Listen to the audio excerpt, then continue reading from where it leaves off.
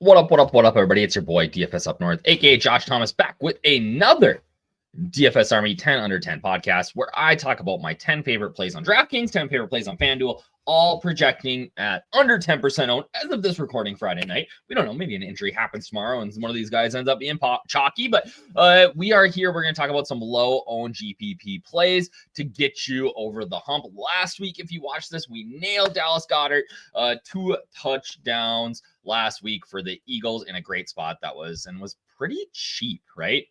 Pretty cheap. So I was pretty pleased with that. Wanted to give a shout out to my guy Audie81.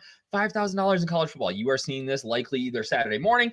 Hopefully the college football slate hasn't popped off by now, but it's a great slate again tomorrow. We are going to have a big day again in college football, and I am excited for it. These are our cheat sheets. If you guys are not aware, this is my cheat sheet for the Sunday morning football game. I'll have all this done probably tonight. This is Friday night when I'm recording. My assumption is that I'll get this done tonight. We got another Vikings game, hopefully better than last week when they got beat up by the Steelers. They are my Vikings. If you didn't know, I'm part owner. No, I'm just kidding. But big Vikings fan here, so I am excited for that game on Sunday morning. But if we're really going to talk about it, the Vikings here, my first player in the 10 under 10. I got to fix the screen so that you guys can see everything. But my first player in the 10 under 10 this week is Sammy Darnold, former Vikings. I'm actually a little disappointed. We should essentially still have Sam Darnold in a Vikings uniform. I get it. I understand. But, you know, I'm not, I don't know. Carson Wentz for sure ain't the answer. JJ needs some time. And a bridge deal with Sam Darnold could have got him there, but he played so well last year. I don't know that the Vikings really could have signed him. But yeah, I really like Sam Darnold this week against a Tampa Bay defense that's been beat up. I just don't understand the pricing. I really don't understand the pricing, and I really don't understand the ownership. 3.85% owned. Pricing's 5,100. Team total of 24. One of the better team totals on the slate. Like, he's been average. Like, he's not been terrible. But yeah, he doesn't, I think he's got like a big 3 TD game incoming here in what could potentially be a shootout against the Baker Mayfield led Buccaneers. So I'm excited for Sam Darnold this week. I think you pair him with JSN. I like AJ Barner. Torrey Horton's kind of sneaky, right? I like this offense in general. So I'm excited about Sam Darnold here. There's not a lot of great low-owned quarterbacks this week, even less low-owned running backs. But yeah, like Sam Darnold. Then Bryce Young. Hear me out. All right. If there was just a fantasy football player named QB versus Miami, so the quarterback that when he got to play Miami defense every single week, he would be the number 1 fantasy quarterback in the NFL this year, right? I think that Young is starting to feel a little bit like this is an unreal matchup. He needs volume. Not gonna lie, like needs some volume, but with Chuba nursing an injury and everybody and their mother is jumping on Rico Dowdle here. Love the pass game. Love the pass game for that. So Bryce Young, any of those guys, Tet, Tommy Tremble, I'm intrigued by. Caught a touchdown last week. Tight end for cheap too. You get 2. Maybe you just go Bryce Young and Tommy Tremble, and now you're looking at all the studs, all the chalk. Right, you're going to be different enough with them there. Like I said, running back, there's some slim pickings this week. There's lots of great chalk. Although I will say this, I kind of love this slate because we're seeing some injury news come in, and there are going to be some very good plays that are filling spots for the running backs, and there's going to be some very bad chalk this week. All right. So if you want more details on that, you're going to want to, listen to Geek's VIP live stream that he does just for our DFS Army VIPs. Again, if you are not a DFS Army VIP, you can become one by using that code DFS Army below. That gets 10% off for life. But yeah, there's some interesting plays this week. One guy that I'm going right back to, though, is Ashton Jaunty. I get that the Colts have been pretty tough against the D, but I think that he's going to see a ton of volume here again. I love that he's standing up in the backfield again. We saw a huge involvement in the passing game last week. Love that. I think the upside far outweighs the difficult matchup, and then the ownership combined with that makes him a very sneaky GPP play this week. But don't get me wrong, it is a tough matchup. And then everybody is, Michael Carter was the self-proclaimed starter. He said he is the starter himself. We haven't heard that from the coach yet, but regardless, I like Emery DeMarcado. He's a better pass catching back. He's bigger. He's been playing that third down role already. I don't think that's going to change. I just think we see him get more usage here. Whoever is the running back in Arizona that gets the touchdowns is going to be the nuts. I like Emery DeMarcado at 4,700. Lets you fit some studs. Jameson Williams, wide receiver. Like I'm so confused. Like the air yards are massive. He's only 5.6% owned, under $5,000. Like you got to be kidding me here. They are trying to get him the ball, and they are trying to get that ball to him deep. I think people might be scared off of this Cincinnati Bengals game just because of how bad the Bengals have been. Oh, they don't have to keep. The Lions will pound you into the ground. We saw that against the Bears. They're going to put up 55 on you if they can. So I have no concerns here. I think I like Monty and the running game as well, but I think that Jameson Williams gets his today. The value is too good. I am going to keep smashing Zay Flowers, even without Lamar Jackson in the lineup. I actually think it's probably better Cooper Rush being in there. He saw on a late game ending drive, Flowers saw 5 targets. All right, which is crazy, and that was with Rush at the helm. QB, backup QBs tend to love their wide receiver ones just because they're the guys that can catch the ball and that they know that they feel comfortable with throwing the ball to. So I really do like Zay Flowers this week. Do some positive regression with the touchdowns too. Another guy with a new QB that's stepping into a new role is Darius Slayton. I think Neighbors being out, somebody is going to have to step up here. I really like Slayton. He's a great play. My only concern is the Jackson Dart running game, right? If he takes off and maybe we only see him throw it 14, 15 times, hurts. But at this price for a guy that's going to start 4,300 is wild. All right. Mason Taylor, if you watch that terrible Miami Dolphins New York Jets game on Monday night, you saw that Taylor was one of Justin Fields' favorite targets. Love him at tight end this week. 2,800 is insane. It's just he is looking his way early and often. I think he's a cash viable tight end in this slate at the price. Really like him. I think that he's going to get a ton of volume. Again, I think this ownership crawls a little bit upwards, but Dallas is terrible. Dallas is terrible. If you're playing a Justin Fields stack, which I think you should, Mason Taylor makes an absolute ton of sense. I talked about liking that Lions offense. I really am a super, super high on Samuel Laporta. All right. Again, a guy that is due a similar situation to Dallas Goedert last week. Too good of a player, too good of a spot. No one's going to play him, and he's sitting on a potential multi-touchdown game. That's going to get you over the hump in GPPs. Love Sam Laporta, and it's not like we're paying $5,000 to $6,000 on DraftKings here. We're paying $4,200 for one of the best tight ends in the league. And finally, D. It is tough this week. So I found some lower owned Ds that I'm willing to take some chances on.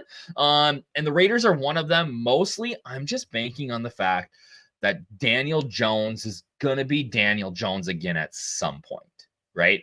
That's my assumption, is that we see Daniel Jones be Daniel Jones again. All right. And I love Jones. I think he's a great play this week, but at some point we're going to get some regression to the mean, right? And we're going to see that 3-4 pick game, the fumble game, you know what I mean? The takes a bunch of sacks when he doesn't need to. I get that this defense outside of Max Crosby doesn't necessarily have a great pass rush, but I think there's potential for them to do pretty well here. Now, that is long shot. And essentially with defenses, I do think that the matchup isn't necessarily important. It's more luck with defenses. Obviously, we can sort of scheme and look, all right, this is a great spot. They're backup QB, things like that. But whatever D scores a touchdown is going to be the nuts. So you look at a couple weeks ago when Minnesota scored twice, right? Browning, terrible, whatever. Maybe you can predict that a little bit, but there's a lot of luck, especially when you add in the special teams touchdowns. The Eagles a couple weeks ago blocking field goals, running it back. There's a ton of variance, so don't be afraid to just throw a random defense in, right? I guess that's what I'm saying. It's not something that you need to get super excited about if you're playing somebody that nobody else is playing, and honestly, that might be a good thing. All right. If I can get to my FanDuel page here, did anybody see me absolutely struggling to click on this? Why can't I click? There we go. All right, here we go. Talked about Fields. Love him. He's a little bit over 10% owned on DraftKings, so I am playing him on FanDuel. The rushing upside is insane. If they can avoid the unnecessary offensive penalties, the false starts, the whatever, the holdings, this offense is pretty good.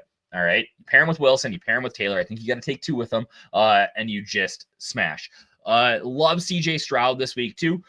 Just come across that Roquan Smith is out. Kyle Hamilton is probably, I don't know if he was questionable or doubtful, but looking like he's probably not going to play. This defense is not been great to begin with. CJ Stroud is starting to figure it out a little bit again. We're looking like his back to his rookie season at times. Needs to put it all together. But at 6,700, I'm willing to take some chances on CJ Stroud this week. Think that he's got the GPP winning upside. The Ravens have given up an average of 265 passing yards a game. That's insane.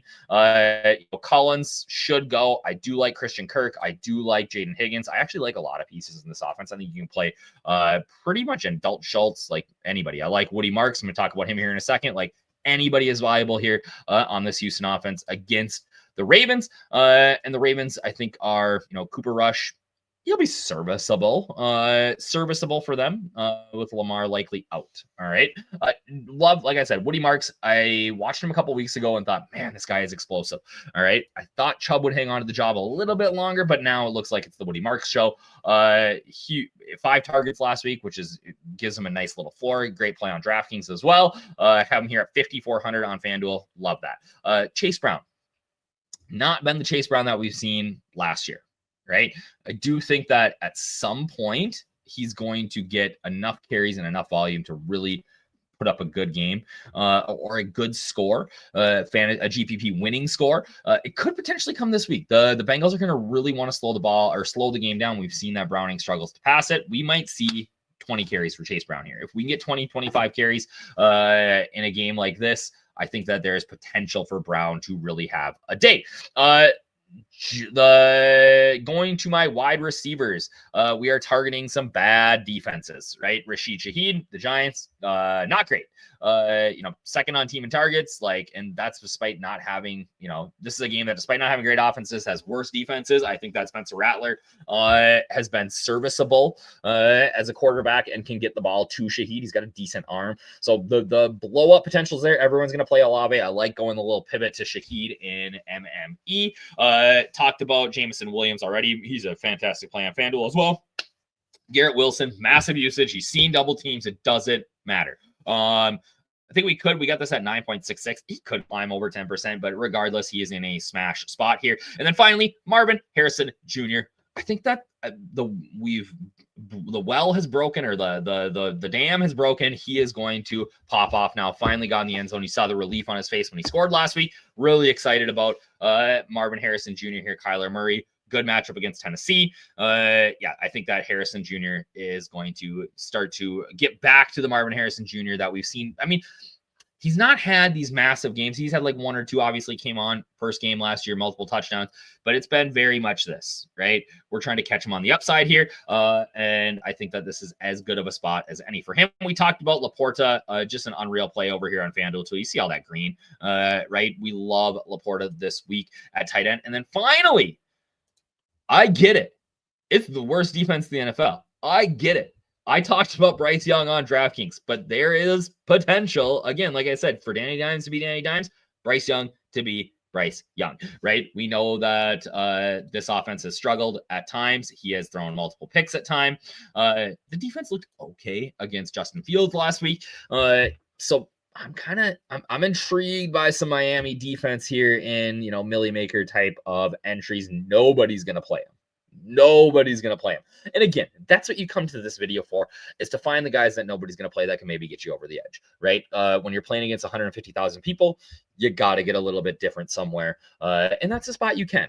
Right. Now, again, I say this every week. Do not play all of these guys in the same lineup. Right. These guys are under 10% owned for a reason. But you can, if you hit on one or two, they can really help you have a fantastic week. I will have, again, we got Sunday morning football. I'll have that cheat sheet up. We'll have the Sunday night football sheet up. I'll have a video up on Sunday as well. And then we've got, what else? Core plays. Core plays will be up. One more shout out. If you are not part of DFS Army VIP and you don't get the props tool or like the props picks from Madness and Mutt, those guys are bonkers. Like, they are absolutely smashing it every single week. So you got to become a props member too if you are becoming a DFS Army VIP. Again, you can use that code 10% off any VIP subscription with the code DFS Army. Click one of the links. Help me out in the bio. Again, click like, subscribe if you guys have a 10% on play that I didn't talk about that you are like, oh my gosh, this guy is going to smash this week. Nobody's going to talking about him. Put him in the comments below. I would appreciate it because you know what? I want to win too. All right. Cheers, everybody. Have a great week.